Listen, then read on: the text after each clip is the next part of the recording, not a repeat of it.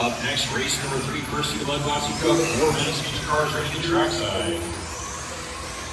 You are chasing Germany Liddy's round 1 and 38 laps.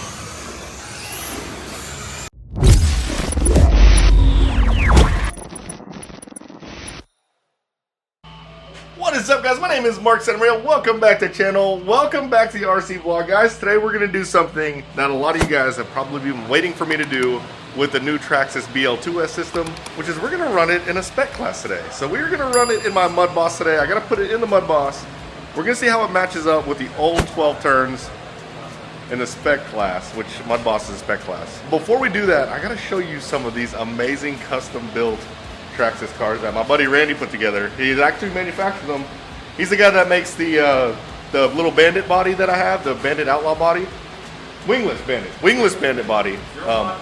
Zero Mod Bandit. That's it's teamkick.com.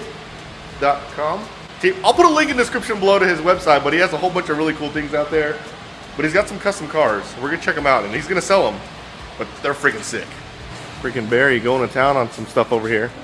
Oh, he has the new plastic. I don't even have that body yet. It's clean. It's in the right yellow, so I had to get one. I like that. So mine's like a hard body. His has the panels. Yeah, mine's like that. Yeah, that's version 1. That's pretty sick. But he's also working on this thing. What is this turd? Wait, are these whole shots? They are whole shots. That's the only good thing on the car. M4 whole shots. Can't find any M4 whole shots. Can't find bow ties from back in the day. So this is Randy's stuff. Check this out. This is a drag Bandit. I can't make this up, guys. This is a custom chassis. Look at how long that Bandit is.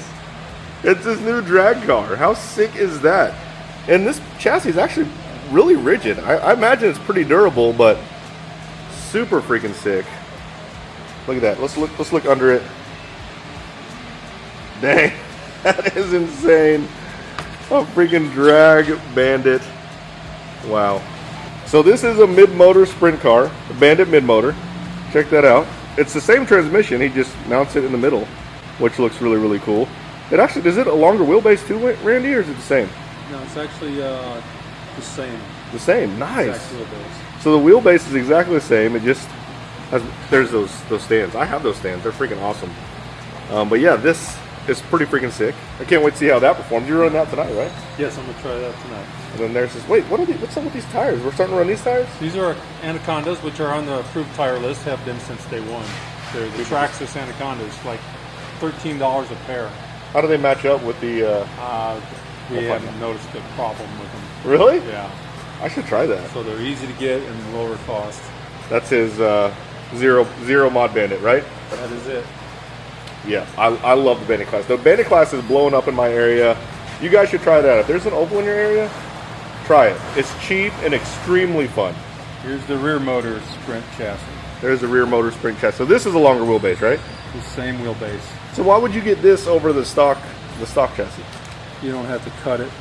It will fit. You can put a regular sprint body. So this meets the DODC wingless sprint rules. Oh, okay. Instead of having the wider chassis, which does not. I see. So you can actually run this in wingless sprint. Yes. Very, very cool. And the chassis is extremely rigid. Have you wrecked it really bad yet to see if it lasts? Yes, we had it at Thompson's last Saturday, and we had a full speed 10.5 straight into the wall. That's not, you mean you don't run straight into the wall, right? Well, it was somebody else I was controlling it at the time. But you have been known to run straight into the wall? Never. Whatever. Oh man, Randy's one of those guys that's out there just having fun. So if you do see him slam into the wall, he's not mad. He's probably got a big old smile on his face. But look at that drag car. That thing's sick. I can't wait to see that thing run. We actually brought something for Barry to run tonight. Something really special. Barry just got picked up by Team Associated. Good job, man. Congrats. Thanks. He wants to run. He likes to run weird cars on oval night. I need something for run what you brung. Yeah, there you go. Run what you brung. So that's what he's gonna run tonight. You guys might know what it is. Well, he brung it. I'm running it. Yeah, there you go. I'm not running it. The Pro 2 DK10 short wheelbase. So I did a review on this thing, and it's a lot of fun to drive. It's super stable. I imagine it's going to be a lot of fun in oval. But it looks like a short course with a buggy chassis. You can see under it here. But it's ready to run. It's a lot of fun. I'll put a link in the eye above to where I did the review on it. We're going to see how Barry does. If you don't win, I think you're gonna have to owe me money or something. Something you gotta have some stake in the game if you don't win with this thing. Steak? That sounds like a good Steak? I'm down. I'll take a steak. Take the off-road detour. Don't take it. He says he wants to take an off-road detour. All right, here we go. I'm about to see what this thing's all about. Don't suck. Is it turning or pushing? Oh, it's fast, dude.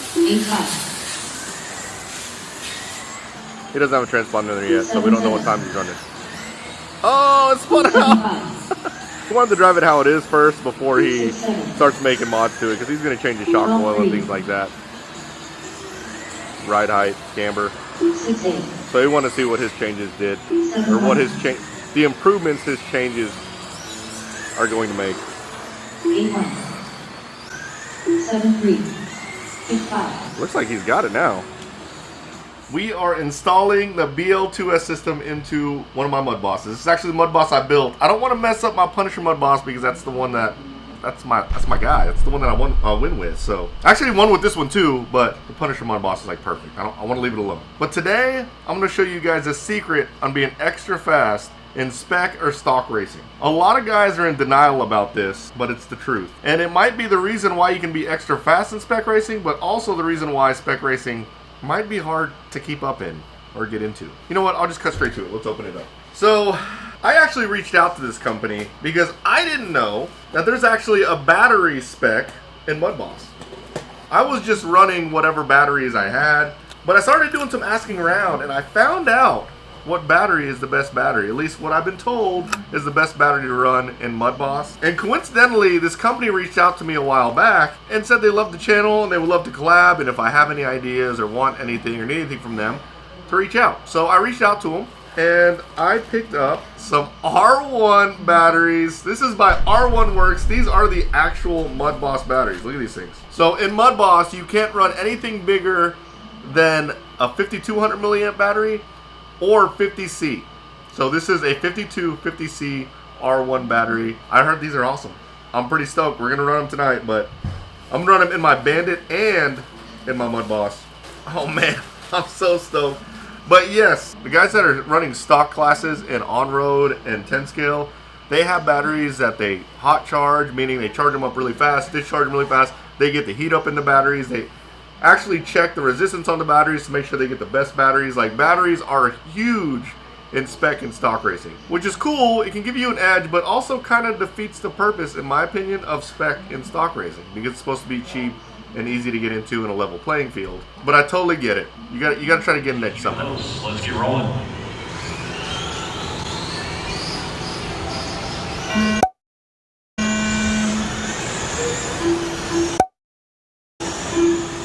We got a good start. This is race 3. Mudboss 8 main drivers up next. Bandit Wingless 8 main drivers. You've got 4 minutes to get your cars ready to get trackside. This should be a great show between Gilmore, Santa Maria, and Duluth. Throwing him in there because right now they're all real close. A few weeks ago, Mark Santa Maria and Gilmore put on a clinic. It was amazing to see.